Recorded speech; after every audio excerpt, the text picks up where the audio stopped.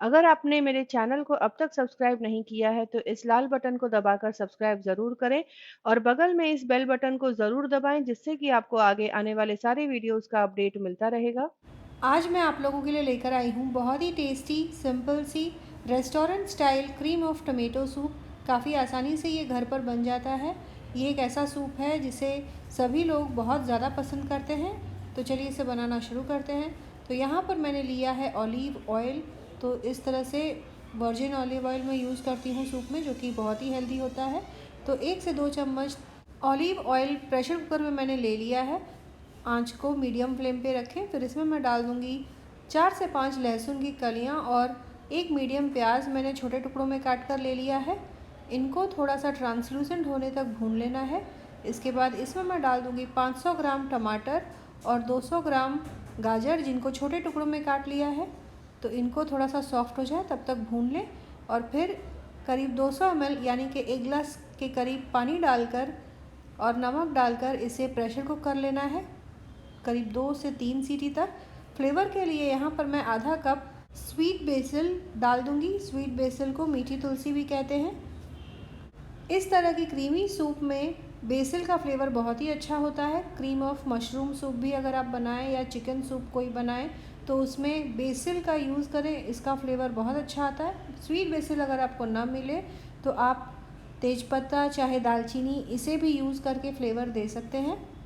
Pressure cook हो जाने के बाद प्रेशर कुकर को अच्छी तरह से ठंडा हो जाने दें। फिर ढक्कन हटाकर पूरा मिक्सचर थोड़ा और ठंडा कर लें, जिससे कि ये ब्लेंडर में अच्छे से ब्लेंड हो जाए। ब्लेंड कर लेने के बाद इसे इस तरह से स्ट्रेनर से छान लेना है, ताकि जितना भी टमाटर का छिलका है या कोई भी फाइबर हो वो अलग हो जाए। तो इस तरीके से आप देख सकते हैं कि एकदम गाढ़ा पल्प अलग हो गया है।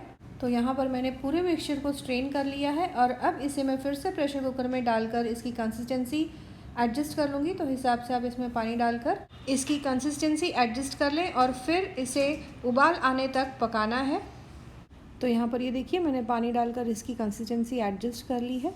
तो आपको भी जितना गाढ़ा सूप पसंद हो उस हिसाब से पानी डाल लें। यहाँ पर मैंने डाल दिया नमक स्वाद अनुसार। हल्के मीठे फ्लेवर के लिए इसमें मैं डाल दूँगी 1 टेबलस्पून चीनी। चीनी आप अपने पसंद से कम या ज़्यादा कर सकते हैं या स्किप कर सकते हैं। अब इस सूप को उबाल आने तक पकाना है। इसे हल्का सा चटपटा और हल्का सा स्पाइसी बनाने के लिए यहाँ पर मैंने 1 टेबलस्पून काली मिर्च कूट कर डाला है। तो काली मिर्च को तुरंत ही कूट कर, यानी कि जिससे कि इसका जो फ्लेवर है सूप में और अच्छे से आएगा और सूप को ज़्यादा टेस्टी बनाएगा।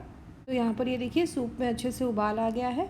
उबाल आने के बाद आंच को धीमा करके करीब 5 मिनट के लिए थोड़ा सा पका लूँगी। इसके बाद इसमें मैं डाल दूँगी 4 से 5 बड़े चम्मच फ्रेश क्रीम। तो ये घर की मलाई है जिसे मैंने फेंट कर स्मूथ कर लिया है। इसे डालकर अच्छे से मिक्स कर लें। तो इसी से सूप में बहुत ही अच्छा क्रीमी टेक्सचर आएगा और सूप को बहुत ही ज़्यादा टेस्टी बनाएगा। अब इस सूप को मैं एक सर्विंग बोल में निकाल लूँगी। ऊपर से थोड़े से फ्रेश क्रीम से गार्निश कर लूँगी और बेसिल लीफ से, यानी कि मीठी तुलसी से गार्निश कर लूँगी। तो दिखने में बहुत ही ज़्यादा अट्रैक्टिव और टेम्पटिंग दिखेगा। तो इस तरह से क्रीम ऑफ टमेटो सूप झटपट आप घर पर बनाएं, सबको बहुत ही पसंद आएगा। तो यहाँ पर गाजर और टमाटर का सूप तैयार है। गाजर और टमाटर दोनों ही सेहत के लिए बहुत ही फ़ायदेमंद होता है। तो इस तरह से टमाटर और गाजर का सूप बनाकर अगर आप बच्चों को दें तो ये बहुत ही ज़्यादा फ़ायदेमंद होगा। तो आप इस सूप को ज़रूर ट्राई करें और कमेंट करें अपने एक्सपीरियंस के बारे में।